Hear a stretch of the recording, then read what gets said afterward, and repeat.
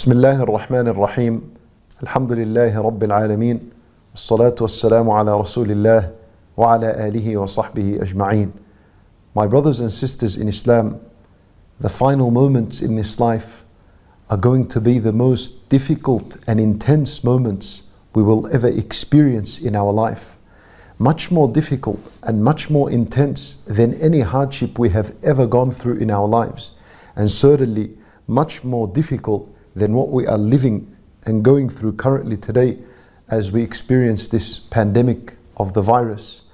My brothers and sisters in Islam, these are the moments in which a person would begin to feel the slow beating of his heart, and this is the moment in which a person begins to experience difficulty inhaling and exhaling as the soul is collected from the body and being prepared to leave this body and going to another world. Allahu A'lam how the experience and how the feeling is then when a person is transitioning from this worldly life to the hereafter.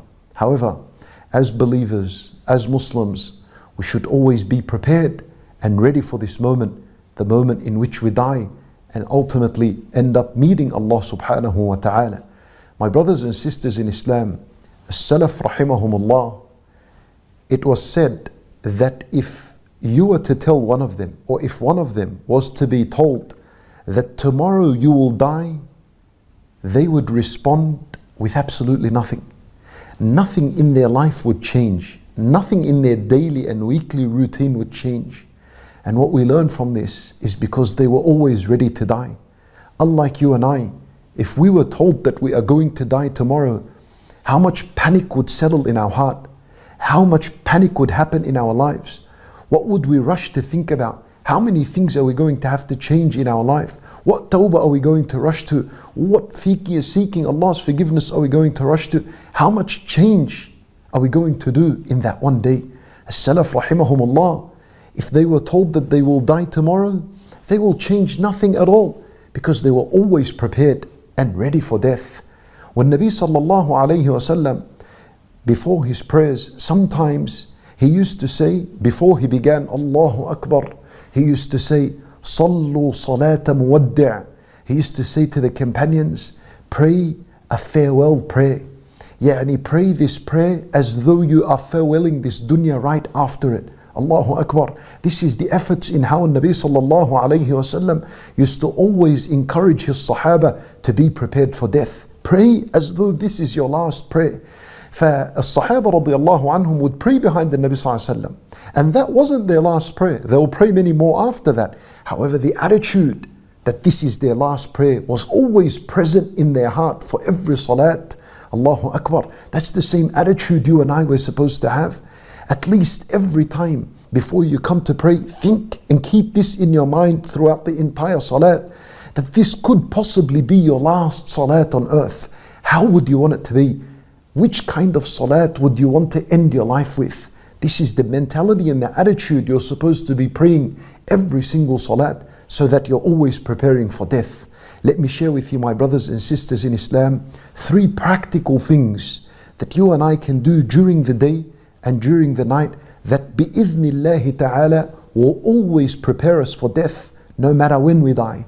The first of them is the hadith of Rasulullah sallallahu alayhi wasallam that was narrated by Abu Umam al-Bahili radiyallahu anhu. And the hadith is authentic, authenticated by Al-Imam Ibn Hibban rahimahullah and others, in which Rasulullah sallallahu alayhi wasallam said, من قرأ آية الكرسي دبر كل صلاة مكتوبة لم يمنعه من دخول الجنة إلا الموت. That whoever reads آية الكرسي, الله لا إله إلا هو الحي القيوم, whoever reads this ayah after every obligatory prayer, then nothing prevents him from entering the paradise other than death. Yani, in other words, the only thing that is preventing you from entering the paradise is the fact that you're still alive. The moment you die, you enter the paradise. Allahu Akbar. 5 opportunities every single day to renew your guaranteed position bi'idhnillah in the paradise. The second method and the second way, and Nabi sallallahu alayhi wasallam, he says that whoever recites Sayyidul Istighfar, which is Allahumma anta rabbi la ilaha illa ant khalaqtani wa ana abduk wa ana ala ahdika wa wa'dika mastata'at a'udhu bika min sharri ma sana'at abu'u laka bi ni'matika alayya wa abu'u bi dhanbi faghfir li fa innahu la yaghfiru adh-dhunuba illa ant. Whoever says this dhikr once in the morning and once in the afternoon, and Nabi sallallahu alayhi wasallam, he says, anyone who says it in the morning and he is certain about its meaning and he dies before the afternoon, he enters the paradise. Ready. A person is ready for death if he says this in the morning. And whoever says it in the afternoon and he's certain in the meanings of this dhikr, then if he was to die before the morning, he enters the paradise. Allahu Akbar. 24/7. He is ready for death. Such a person that recites this dhikr. And a third preparation for death, and this is the final one I share with you. And Nabi sallallahu alayhi wasallam, he says, as in the hadith of Al-Bara ibn Azib radiyallahu anhu, al-hadith al-sahih, found in Sahih al-Bukhari. And Nabi sallallahu alayhi wasallam, he says, whoever says before they sleep, Allahumma aslamtu nafsi ilayk, wa wajjahtu wajhi ilayk, wa fawwadtu amri ilayk, wa alja'tu dhahri ilayk, raghbatan wa rahbatan ilayk, la malja'a wa la manja minka illa ilayk, آمنت بكتابك الذي أنزلت وبنبيك الذي أرسلت.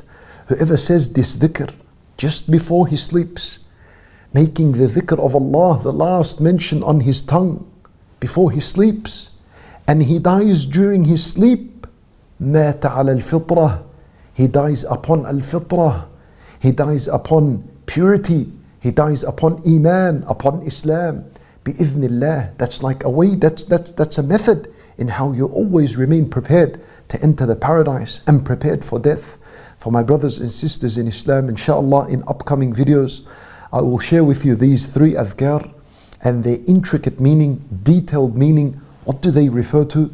How do they make our lives easier?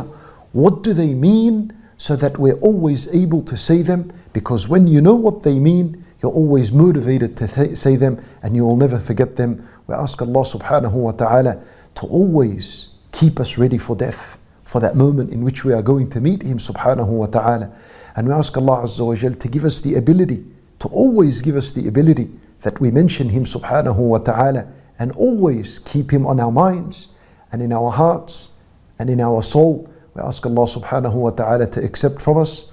Wa sallallahu wa sallam wa baraka ala nabiyyina Muhammad wa ala alihi wa sahbihi ajma'een.